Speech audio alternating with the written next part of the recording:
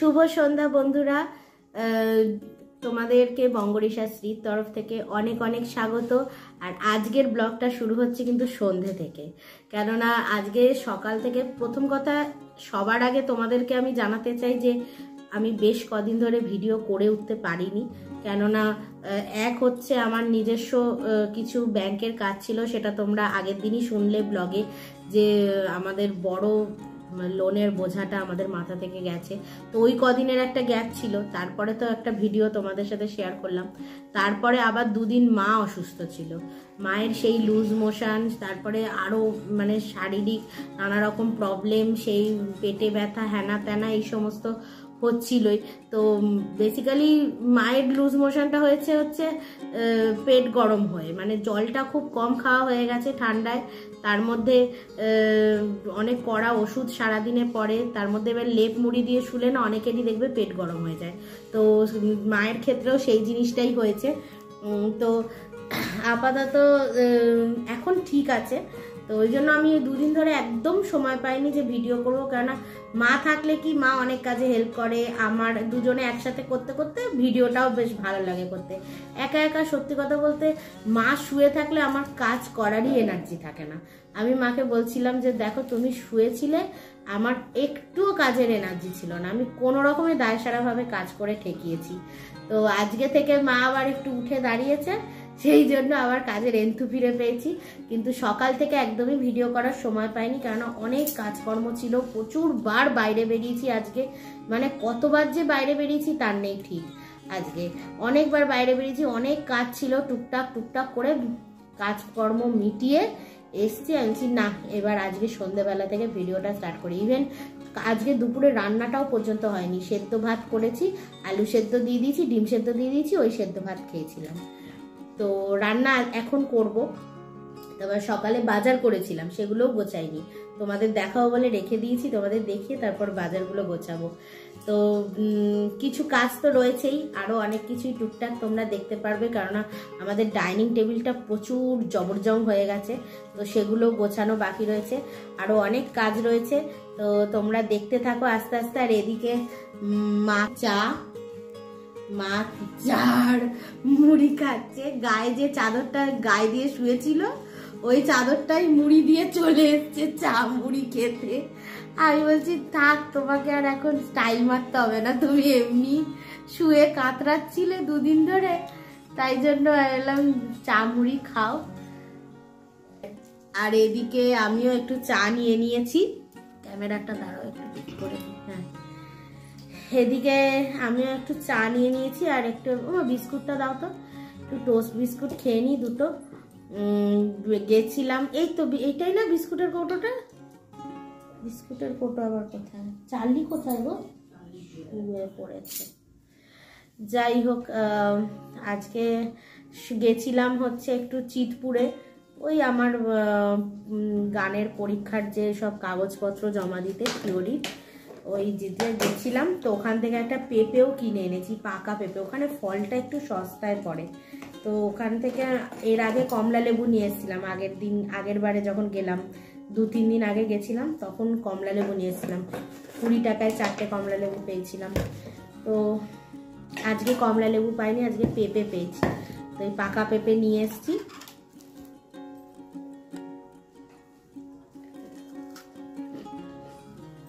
তার মধ্যে আমাদের এখানে 2:30টার সময় আমি দুপুরবেলা খেয়ে দিয়ে বেরিয়েছি, 2:30 থেকে লোডশেডিং ছিল।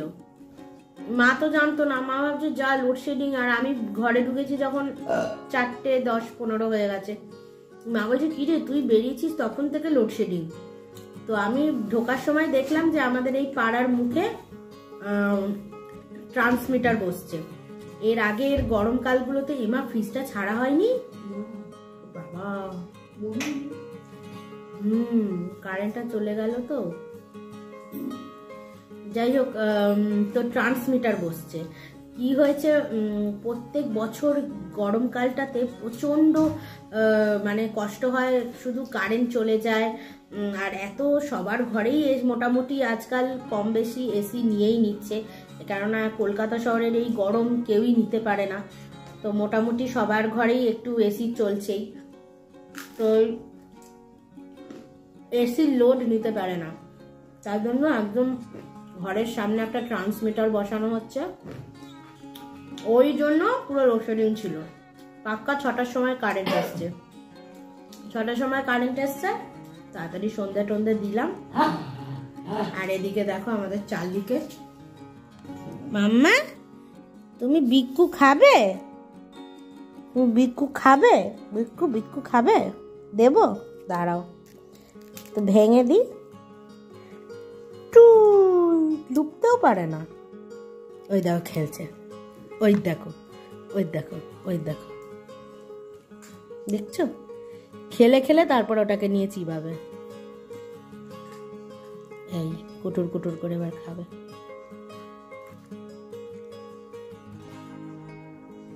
ওই দেখো খাচ্ছ?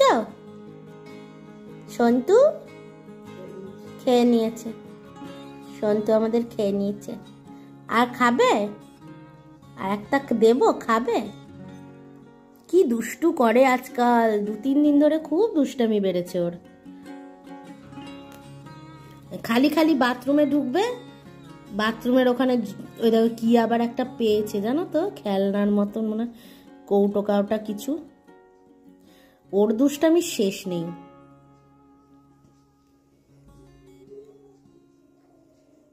এই যে সবজি বাজার করে এনেছি, এগুলো গুছাবো, ওই শুঁকছে, এগুলো গুছাবো, তারপর তোমাদের দেখাবো। এই আলু পেঁয়াজ আছে ওর মধ্যে, তুই মুখে কি নিবি? দেখো আলু না মুখে নিয়ে নেয়।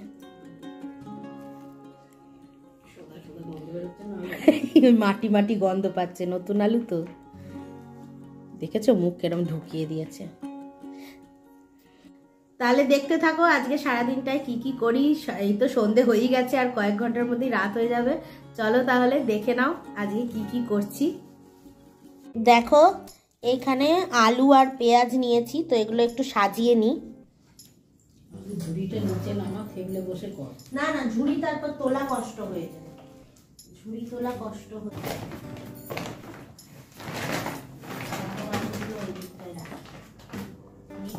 চেষ্টা করি যতটা থাকবে থাকবে, বাঁচতে সুবিধা হয়।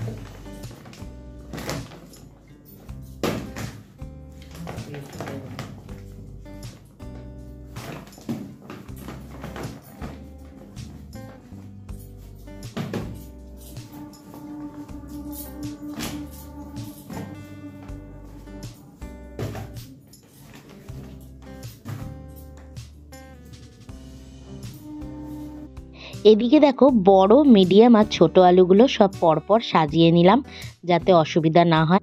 এই দেখো অল্প করেই সবজি কিনেছি, এই হচ্ছে ক্যাপসিকাম, ব্রোকলি নিয়েছি, ব্রোকলিটা 20 টাকা নিয়েছে, 10 টাকার ধনে পাতা নিয়েছি একদম সুন্দর, আদা, এদিকে লঙ্কা আছে, এই যে লঙ্কা নিয়েছি 100 মতন, বেশি নিইনি কেন লঙ্কা আছে ঘরে। আর এদিকে নিয়েছি হচ্ছে শিম, 500 শিম নিয়েছি, শিমের দাম এখন অনেক কমে গেছে, 500 শিম 20 টাকা নিয়েছে। আর এদিকে বিট নিয়েছি, আমার বর বিটের স্যালাড খেতে খুব ভালোবাসে, আর আমি বিটের একটা স্যালাড জানি যেটা খুব সুন্দর লাগে খেতে, তোমাদের সাথেও শেয়ার করব। আর গাজর নিয়েছি, পেঁপে নিয়েছি, শসা নিয়েছি, আর কড়াইশুঁটি।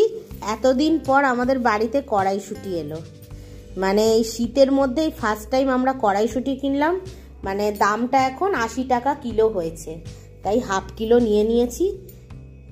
এই হলো বাজার, এবার এগুলো একটু গুছিয়ে ফেলি। এদিকে সবজিগুলো এই যে ঝুড়িটা নামালাম এর মধ্যে সব পুরনো সবজি কয়েকটা রয়েছে, তো এর মধ্যে বেশ কিছু সবজি আমি অ্যাড করে ফ্রিজে রেখে দেবো, যেটা পরের দিন আমাদের নিরামিষ তরকারি বানাতে কাজে লাগবে। তো কিছু যেগুলো একটু নষ্ট নষ্ট হয়ে এসছে, জল খেয়ে গেছে, তো সেই ধরনের কিছু কিছু সবজিগুলোকে দেখো আলাদা করে নিলাম, একটা নিরামিষ ঘন্ট চচ্চড়ি করা যাবে, তো এটাকে আমি ফ্রিজে ঢুকিয়ে দিলাম। আর বাকি তো সবজি বেশ কিছু এখানে ঢুকিয়েই নিয়েছি ফ্রিজে।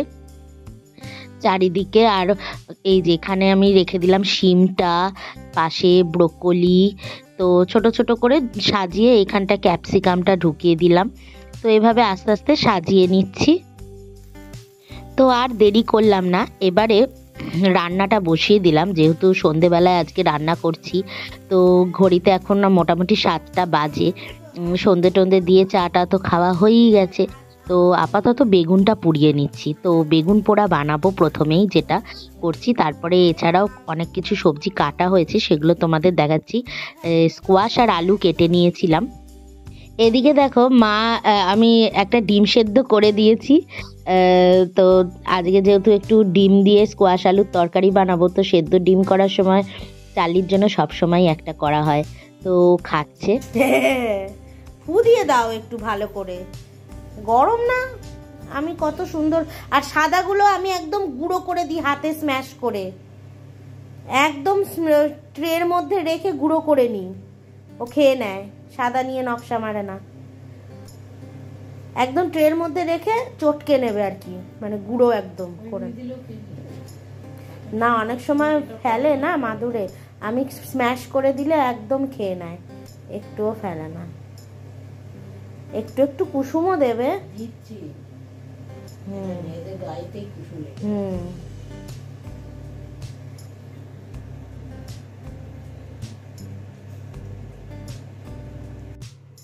আর এদিকে ফাইনালি আমার বেগুনটা তো পোড়ানো হয়ে গেছে। আর এদিকে আমি কড়াইতে তেল দিয়ে পেঁয়াজ আর টমেটোটা দিলাম, আর একটু গোটা জিরে ফোড়ন দিয়ে দিলাম।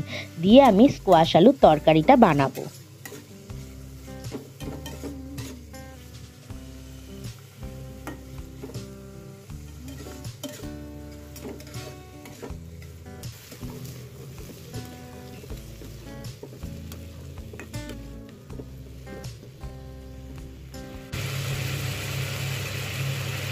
কাল রাতে কি দৌড় করাচ্ছে টেবিলের চারধারে, দৌড়াচ্ছি আমি ওর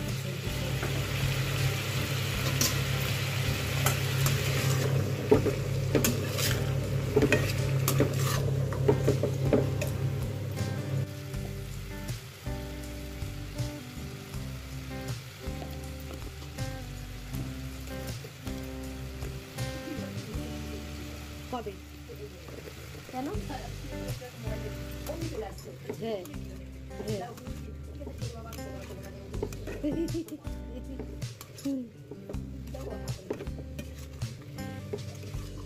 তারপরে সেই পুজো দিতে যাওয়ার সময়